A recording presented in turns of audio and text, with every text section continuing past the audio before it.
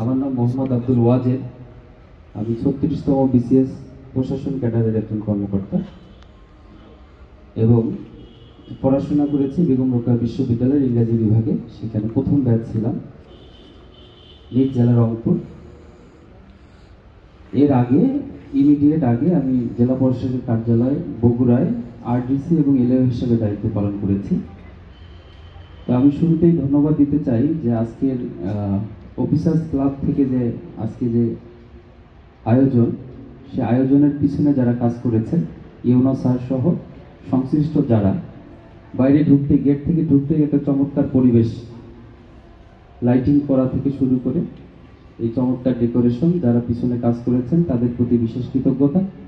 এবং এরকম একটি সাজানো অনুষ্ঠানে আমাকে আমন্ত্রণ জানানোর জন্য আমি নিজেকে সম্মানিত বোধ করছি। আমার উপজেলা নির্বাহী অফিসার হিসেবে অর্ডারের পর থেকেই একটা বিষয় আমাকে খুব বেশি তাড়না করেছিল, সেটি হচ্ছে বগুড়া সদর একটি বড় উপজেলা, কিভাবে এত বড় উপজেলার এত বিশাল পরিসরের কাজ, যে সৃষ্টিকর্তা আমাকে যে দায়িত্ব দিয়েছে সেটা কতটুকু পালন করতে পারবো, সেই কারণটি আমাকে বেশি আমার কল্পনায় এসেছে। যতটুকু শুনলাম বক্তব্য, তাতে মনে হয়েছে এবং এখানে যারা উপস্থিত হয়েছেন স্বতঃস্ফূর্ত যে উপস্থিতি, তাতে বোঝা যাচ্ছে সকলের মধ্যে একটি ইন্টিমেসি এবং সকল দপ্তরের সাথে সকল দপ্তরের একটা সমন্বয় রয়েছে। আশা করি সকলের সহযোগিতা পেলে আমরা যে স্যার ইউনো স্যার যেভাবে কন্টিনিউ করেছেন, যেভাবে শেষ করেছেন, সেখান থেকে আমরা আবার নতুন করে শুরু করতে চাই। এবং স্যার আমাদের পাশেই আছেন, ক্যান্টনমেন্ট এক্সিকিউটিভ অফিসার, খুব বেশি দূরে না, আমরা পরামর্শ নিব। আশা করি সকলের সহযোগিতা পেলে আমরা খুব ভালো সেবা মানুষকে দিতে পারবো, বগুড়া সদরবাসীকে। সকলের সহযোগিতা চাচ্ছি, সবাই সবার জন্য দোয়া করবেন। কি বলবো যে এত পজিটিভ কথা বলেছেন, আমি আসলে বিব্রত এবং লজ্জিত। এটি আমার কাছে মনে হয়েছে যে আমি বসে বসে আসলে সকলের কাছ থেকে আমার ভালো ভালো কথা শুনছি। এটি আসলে আমার কাছে একটু কেমন যেন লাগছিল। তো এটি আসলে চিরাচরিত নিয়ম, বদলি হলে যে বিদায় সংবর্ধনা হয়, সেই সংবর্ধনায় ভালো ভালো কথা বলতে হয় বিদায় অতিথি সম্পর্কে। তো আপনারাও বলেছেন আমার সম্পর্কে, আমি আপনাদের প্রতি কৃতজ্ঞ এবং আমি খুব চমৎকার একটি পরিবারকে হারাতে চলেছি। বগুড়া সদর আমার উপজেলা নির্বাহী অফিসার হিসেবে এটি প্রথম পোস্টিং ছিল এবং আমার আসলে ব্যক্তিগতভাবে আমি যখন এসিল্যান্ড ছিলাম, এসিল্যান্ড হিসেবে আমি একটু বিস্তারিতই বলি। ব্রাহ্মণবাড়িয়া কালেক্টরেট ছিল আমার প্রবেশন সময় এবং ফাইরুজের জন্ম হয়, জন্মের পরপরই আমার এসিল্যান্ড অর্ডার হয়। তো স্বাভাবিকভাবে ব্রাহ্মণবাড়িয়া জেলাতে আমি কোয়ার্টারে ছিলাম। তো তখন ব্রাহ্মণবাড়িয়া সদর ফাঁকা ছিল এসিল্যান্ড পোস্টিংয়ের হিসেবে। ডিসি স্যারও চেয়েছিলেন যে আমি সদরে যোগদান করি, তো ওখানে কমিশনার অফিস থেকে একজনকে দেওয়ার কারণে আমি সদরে যোগদান করতে পারিনি। তৎকালীন ডিসি স্যার আমাকে বললো যে ঠিক আছে, আশুগঞ্জে তুমি যোগদান করো, পরে সদরে নিয়ে আসা হবে। আশুগঞ্জে আমি যোগদান করলাম। আশুগঞ্জে যোগদান করলাম, ইউনো স্যার খুবই চমৎকার। কাজ করতে গিয়ে আমি আসলে আশুগঞ্জেরও প্রেমে পড়ে গেলাম এবং আমি সিদ্ধান্ত নিয়ে ফেললাম যে আমি কোনো সদর টদরে যাব না, আমি এখানেই কাজ করবো। আমার ব্যাপারটা এরকম। এবং আমি যেখানে কাজ করি সেই জায়গা যদি আমার ভালো লেগে যায়, আমি আসলে সেখান থেকে আর কোথাও যেতে চাই না। তো বগুড়া সদরটাও সেরকমই। এবং এখানে আমি যখন প্রথম পোস্টিং নিয়ে এসেছি, তখন আমার এসিল্যান্ড যেটি বললো, ও তখন এনডিসি ছিল, জেলা থেকে মোটামুটি সবকিছুই তখন জানে। এখানের পরিবেশটা আসলে একটু অন্যরকমই পেয়েছিলাম আমি। তো প্রথম দিকে আমি যোগদান করে আমার কাছে মনে হয়েছে যে আমি কি পারবো কিনা। তো আমি এটিও একটি চ্যালেঞ্জ হিসেবে নিয়েছিলাম যে না, আমাকে পারতে হবে, আমি আমার মতো করে দেখি কি হয়। তো সেভাবেই শুরু করেছিলাম। তো আপনাদের সকলের সহযোগিতা পেয়েছে, আমি কারোর কাছ থেকে কোনো ধরনের কোনো নেগেটিভ কোনো কিছু পাইনি। সকলের সহযোগিতা ছিল, যার কারণে আমি আসলে স্মুথলি চলতে পেরেছি। এবং নির্বাচনের সময় যখন একটা ধাক্কা আসলো যে বদলি করবে 1 বছরের বেশি যাদের হয়েছে, তখন আমি আবার একটু টেনশনে পড়ে গেলাম যে আমি আসলে ওই যে একটা উপজেলার বেশি 2-3 উপজেলা কাজ করতে আমার ভালো লাগে না। তো এখন লাকিলি আমি অল্পের জন্য রক্ষা পেয়ে যাই যে তখন 1 বছর হয়নি। তো এভাবেই কাজ করেছি আপনাদের সাথে, এবং একটা টিম বিল্ড হয়েছে এবং এত চমৎকারভাবে এই টিমটা তৈরি হয়েছে যে আমরা আসলে একটা পরিবার হয়ে গিয়েছি। আপনারা প্রত্যেকেই অনেক ভালো ভালো কথা বলেছেন আমার সম্পর্কে, আমি এটার কতটুকু যোগ্য আমি জানি না। তো আমি আসলে চেষ্টা করেছি, বাকিটুকু কতটুকু পেরেছি জানি না। তো আপনাদের এই যে ভালোবাসা, এটি আমার সারা জীবন মনে থাকবে এবং বগুড়া সদর আমার হৃদয়ে গেঁথে থাকবে। আমি আসলে 5ই আগস্টের যে ঘটনাটি ঘটেছে, 5ই আগস্টের পরে আমি আসলে একেবারেই মানে কি বলবো এটাকে, যে মন খুবই ইয়া হয়ে গিয়েছিল যে আমি আসলে এখন কি করব। তো তারপরে আমি প্রায় 3-4 দিন আমি আসলে আউট অফ মাইন্ড ছিলাম। আমি চোখ বন্ধ করলেই দেখতাম যে এরকম যে ঘটনাগুলো তো আসলে চোখের সামনেই ঘটেছে, চোখ বন্ধ করলেই আমি মনে হতো যে আর চোখ বন্ধ করব না আমি। তো এরকম প্রায় 3-4 দিন এরকম গেছে, 1 সপ্তাহ মোটামুটি আমি আউট অফ মাইন্ড ছিলাম।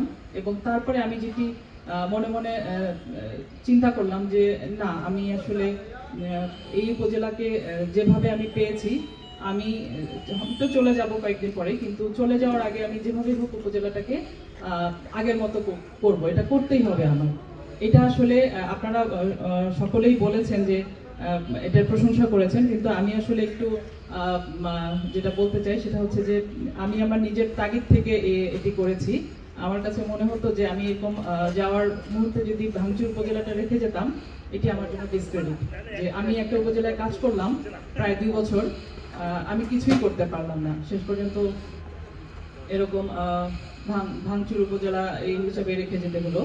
যার কারণেই কিন্তু আমি একটু আমি প্রথমে কৃতজ্ঞতা এবং ধন্যবাদ জানাই আমার উপজেলা প্রকৌশলী। উনি আসলে খুবই সহযোগিতা করেছে। আমি ওনাকে অনেক বিরক্ত করেছি, আমি একটু প্রেশারও দিয়েছি, তবে ওনারও সহযোগিতা ছিল, ওনার আন্তরিকতা ছিল। উনিও চেয়েছেন যে আসলে উপজেলাটা ভালো হোক।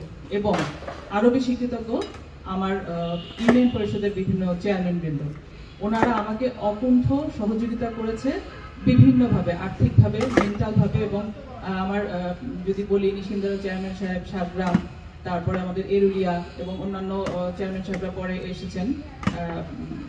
তো ওনারা প্রথমেই যেটা বলেছেন যে স্যার আপনি কাজ করেন, আমরা আপনার সাথে আছি, যেভাবে যেরকম ভাবে করতে হয় আপনারা করেন, আমরা আছি। তো আপনাদের এই যে সাপোর্ট, এই সাপোর্টটা কিন্তু আমার মনোবলটাকে শক্ত করেছে। আমি কিন্তু সাহস পেয়েছি এবং যতটুকু সম্ভব পেরেছি যে উপজেলাটাকে একটা পর্যায়ে নিয়ে যাওয়ার জন্য। তো এখন যে পর্যায়ে আছে সেই পর্যায় থেকে আমার এখন যেতে আসলে খুব একটা খারাপ লাগবে না, কিন্তু ওই মুহূর্তে যদি সরকার থেকে যদি বদলি অর্ডার আসতো, আমার আসলে খুব খারাপ লাগতো যে এরকম অবস্থার মধ্যে আমাকে রেখে যেতে হচ্ছে।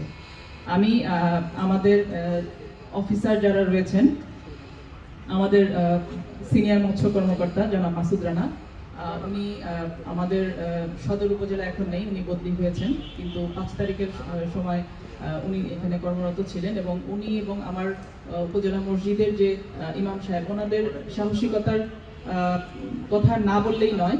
ওনারা আসলে ওই দিন যে ভূমিকাটা পালন করেছে, ওই ভূমিকার কারণে কিন্তু আমাদের যে কোয়ার্টার গুলো ছিল, সেই কোয়ার্টারটা কিন্তু রক্ষা পেয়েছে।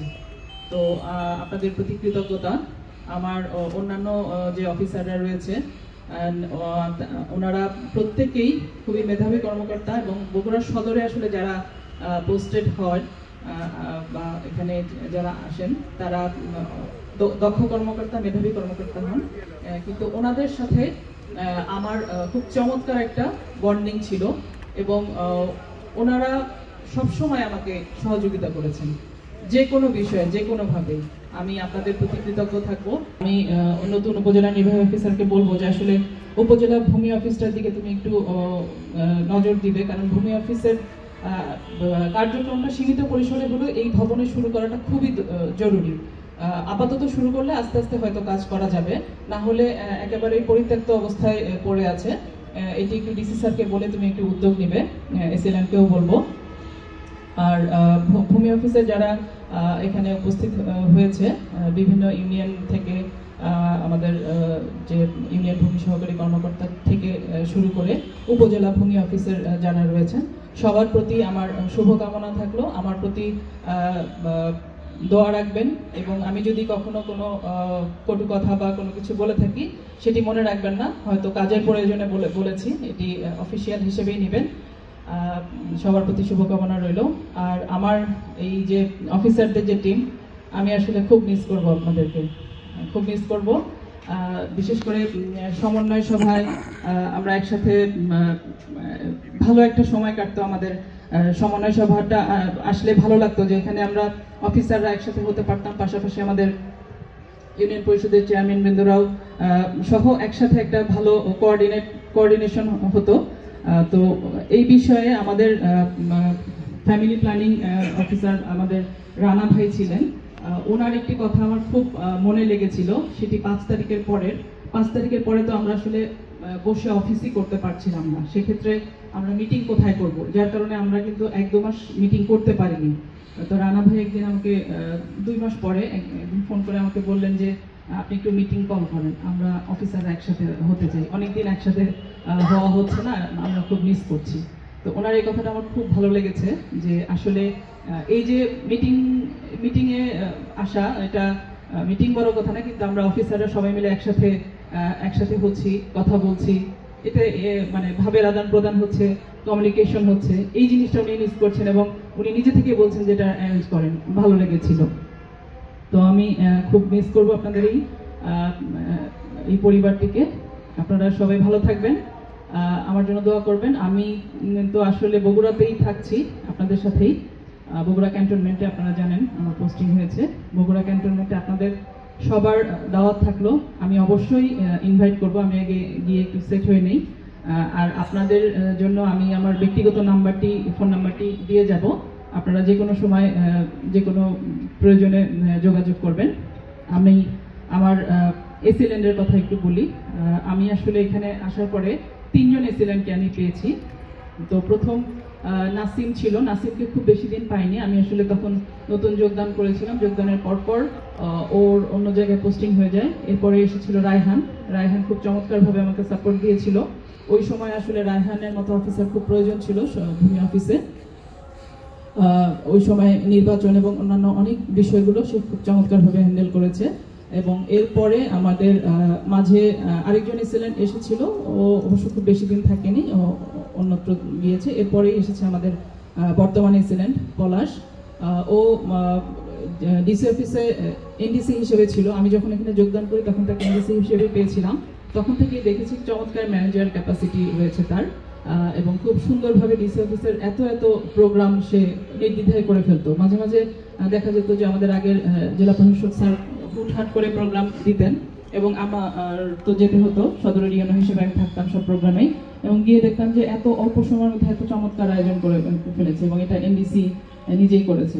4 তারিখ যখন আমার অফিস পুড়িয়ে দেয়, 5 তারিখ তখন উপজেলা পরিষদের পুরোটা অগ্নিকাণ্ডে ভস্মীভূত হয়। 6 তারিখ থেকেই কিন্তু স্যার আমাদের উপজেলা পরিষদেই বাইরে একটা টেবিল আর একটা চেয়ার দিয়ে অফিস করেছেন।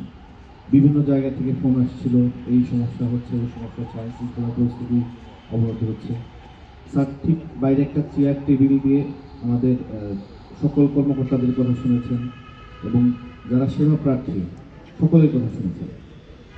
তো মেন্টাল এরকম একটা ট্রমার মধ্যে থেকেও মানুষকে সেবা দান করার যে একটা মন মানসিকতা কতটা স্ট্রং হলে ওই পরিস্থিতিতেও মানুষের কথা শোনা যায়, মানুষকে সেবা দেওয়া যায়।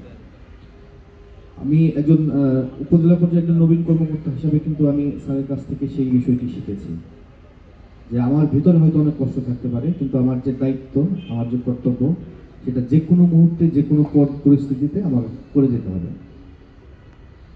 রাষ্ট্র আমাকে সেই দায়িত্ব দিয়েছে।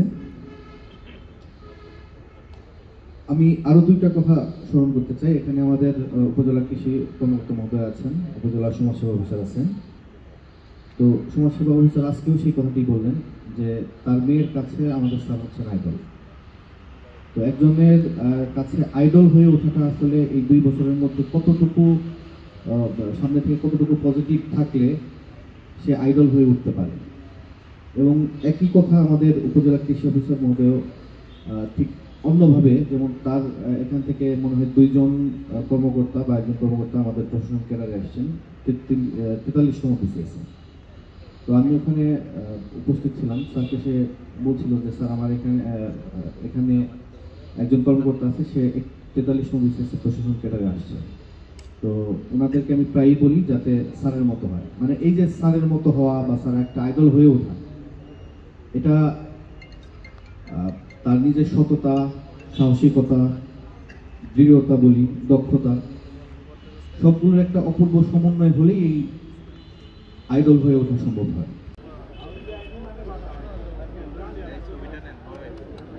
একটু